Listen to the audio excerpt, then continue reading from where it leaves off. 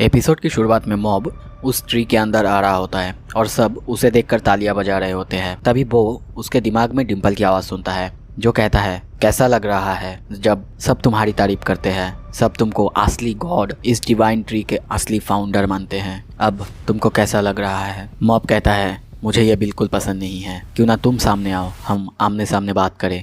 तभी कुछ देर चलते ही वो अपने सामने हानाजाबा को देखता है। डिम्पल कहता है, तुम ये जीत नहीं सकते जब सब इस पे मानते हैं। ये सुनते ही मॉब कहता है, तो जब मास्टर रेगन ये कह रहा था ये असल में तुम थे। डिम्पल ये सुन के फिर कहता है, तुम्हारी पूरी फैमिली, दोस्त, इस शहर के सारे लोग साइको हेलमेट रिलीजन को मानते हैं, क्यों ना तुम भी इसमें जुड़ जाओ, हम दोनों सबसे ऊपर रहेंगे। और अगर तुम नहीं भी मानते तो कब तक खुद को रोक पाओगे? ये सुन के मॉब गुस्से में कहता है, मैं ये कभी नहीं करने वाला, कभी नहीं। और वैसे भी तुमने सबको ब्रेन वॉश किया है, पता नहीं कैसे। मास्टर रेगन, रित्सु और बाकी सब भी तुम्हारे कंट्रोल में हैं। ये सुन के डिम्पल कहता है, पहले तो मुझे साइकिक पावर से, पर बाद में जब सब इसमें मानने लगे तो डिवाइन ट्री से बना हुआ चॉकलेट्स, कुकीज़ और बाकी सब कुछ ऐसे ऐसी चीज़ें खाकर अब तो ये इतना स्ट्रॉन्ग हो चुका है कि इस सब की ज़रूरत भी नहीं है। इंटरेक्ट होने पर ही ये फैलने लगता है और सब कोई इस डिवाइन ट्री, इस गॉड को मानने लगता है, मुझे मानने लगता है। अब ज़्यादा दिन नहीं बचे हैं जब मैं पूरी दुनिया का गॉड बन जाऊंगा। ये सब सुन के और हानाजाबा को देख के मॉब को बहुत ज़्यादा गुस्सा आने लगता है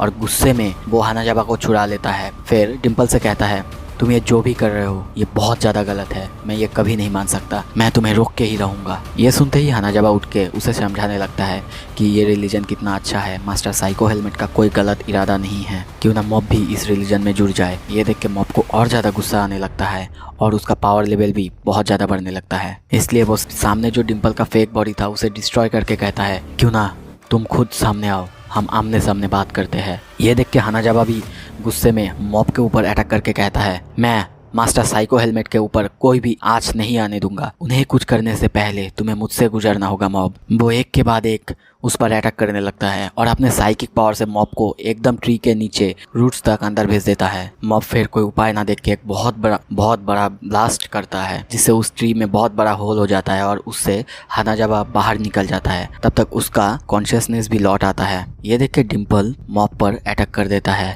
मॉब एक के बाद एक उसकी सारी फेक बॉडीज को डिस्ट्रॉय कर रहा होता है, पर वो बार बार रीजनरेट होता है। ये सब कुछ देर चलने के बाद मॉब थक जाता है। थक के मन में सोचने लगता है उसने इस ट्री के अंदर आके कितनी बड़ी गलती की है, क्योंकि डिम्पल उसकी सारी एनर्जी सोख रहा होता है।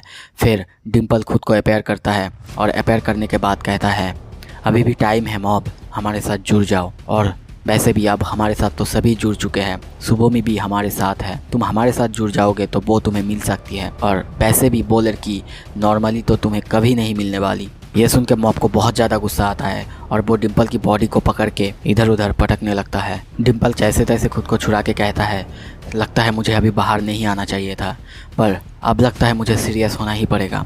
तभी वो अपना नया फॉर्म ग्रेट गॉड डिम्पल में ट्रांसफॉर्म होता है। ये देख के मॉब कहता है, तो ये है तुम्हारा असली फॉर्म, बस इतना ही? ये देख के डिम्पल को और ज़्यादा गुस्सा आने लगता है और वो एक के बाद एक खतरनाक अटैक मॉब पर करता है। और फिर वो उसको दूर फेंक के मन में सोचने लगता है, मुझे पता है उसका पावर इनफाइनाइट नहीं है, मैंने ये उसके पहले की फाइट क्लॉज बॉस के साथ देखा था और वो मेंटल अटैक्स में भी कमज़ोर पड़ जाता है। मॉब को कैसे हराया जाए ये मुझसे बेहतर कोई नहीं जानता। तभी मॉब उठकर बहुत ही गुस्से में कहने लगता है, उसके आँख में हम गुस्सा देख सकते हैं। डिम्पल भी अब मॉब का गुस्सा महसूस कर रहा होता है। फिर मॉब कहता है, अगर ये तुम्हारा ट्रू फॉर्म है तो मैं नहीं मानता तुम्हें, तुम्हारे एक्शंस तुम्हारे बातों से नहीं मिल रहा है और मैं कभी भी ये एक्सेप्ट नहीं कर सकता, मैं तुम्हें कभी भी ऐसे एक्सेप्ट नहीं कर सकता। ये सुनने के बाद डिम्पल जैसे गुस्से में फट ही जाता है।